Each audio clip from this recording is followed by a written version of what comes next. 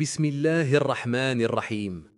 يا شباب المغرب الحبيب، انتم طاقة هذا الوطن، انتم الصوت ديالو والامال ديال الغدا.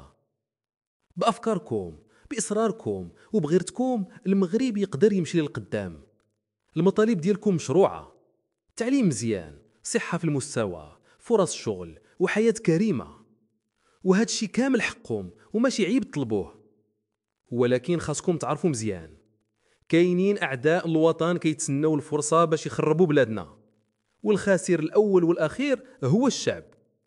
حيت بزاف من السياسيين عندهم الفلوس في الخارج، يركبوا الطيارة ويهربوا ويخليوكم تواجهوا الفوضى والمجرمين والخراب.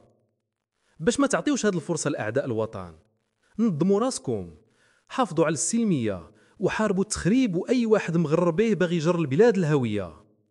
دافعوا على وطنكم، على أسركم، على إخوتكم وأخواتكم، على والديكم.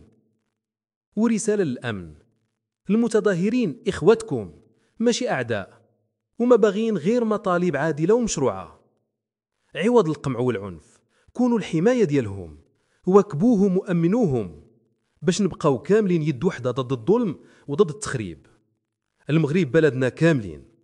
قال رسول الله صلى الله عليه وسلم: المؤمن للمؤمن كالبنيان يشد بعضه بعضا. وقال الله تعالى: إن أريد إلا الإصلاح ما استطعت وما توفيقي إلا بالله عليه توكلت وإليه أنيب. صدق الله العظيم.